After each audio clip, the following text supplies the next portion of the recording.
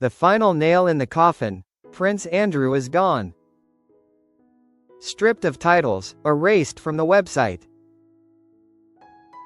The shocking update proving the scandal's emotional toll is terminal.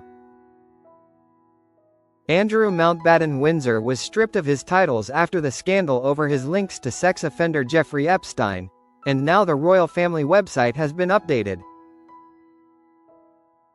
The digital scrubbing of Prince Andrew, now Andrew Mountbatten Windsor, is the final, chilling act of public shaming. In the modern age, deletion from an official website is the ultimate form of banishment, an immutable record of his fall from grace due to a scandal that has inflicted deep, lasting wounds on the monarchy's reputation and public trust. The line of succession page on the royal family's website has been changed following the removal of Andrew Mountbatten Windsor's titles. The line of succession is not just a list of names, it is the constitutional blueprint of the monarchy.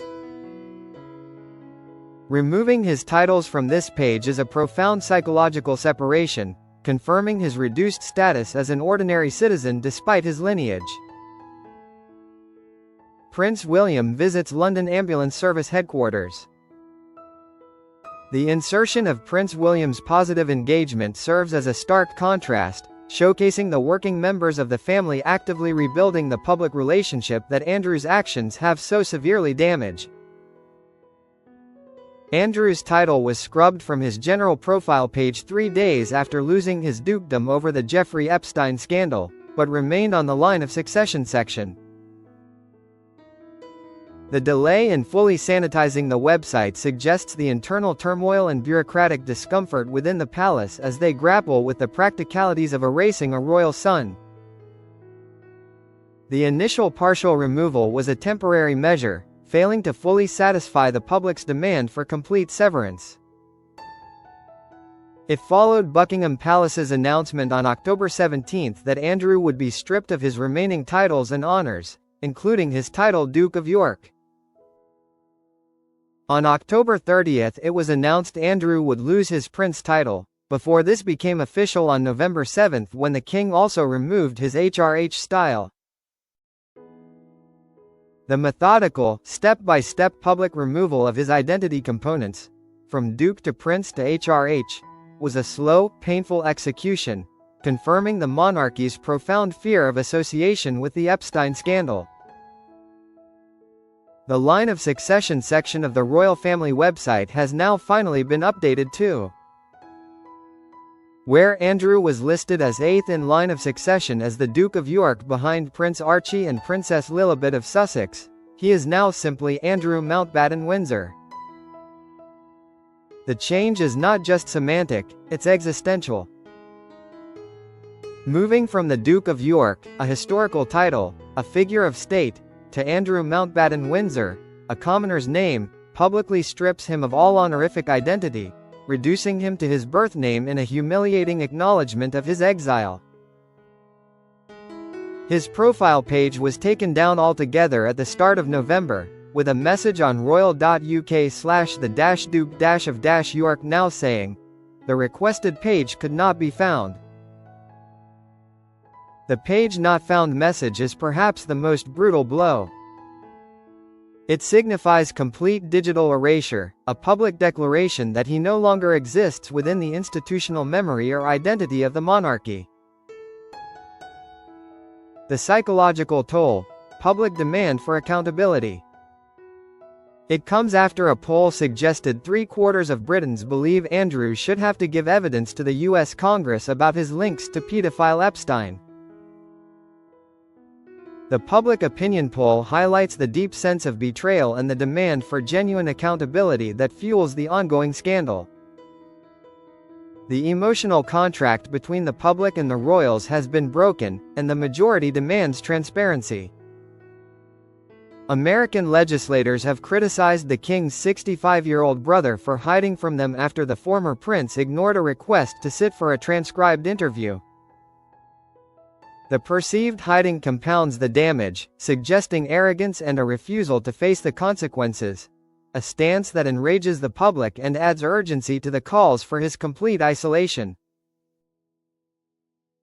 Prime Minister Sir Keir Starmer suggested at the weekend if you have relevant information you should be prepared to share it after Andrew missed the November 20th response deadline given by members of the House Oversight Committee.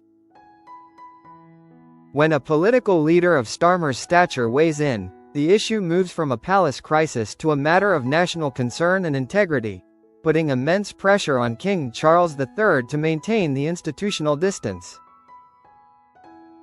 The move to remove Andrew's titles followed the publication of posthumous memoirs by Andrew's accuser Virginia Giuffre.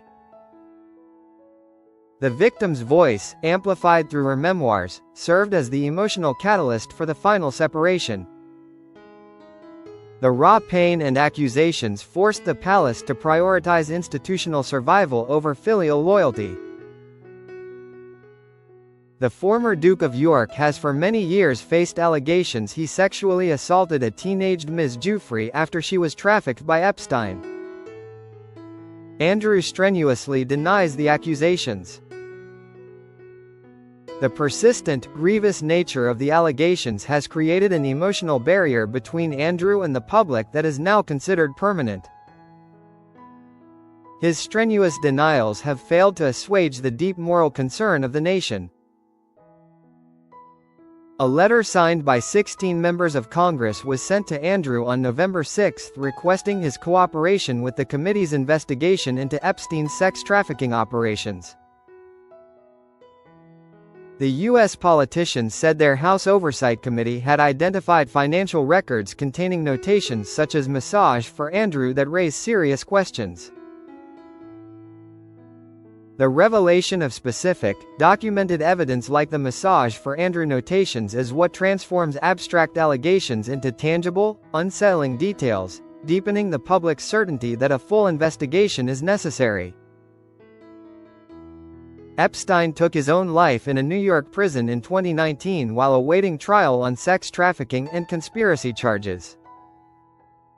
The suicide of Epstein left an emotional void, robbing victims of justice and creating an atmosphere of unresolved darkness that continues to surround those linked to him. The hyphen headache, a name stripped and reclaimed. On October 30, Andrew's new name as a commoner was announced as Andrew Mountbatten Windsor.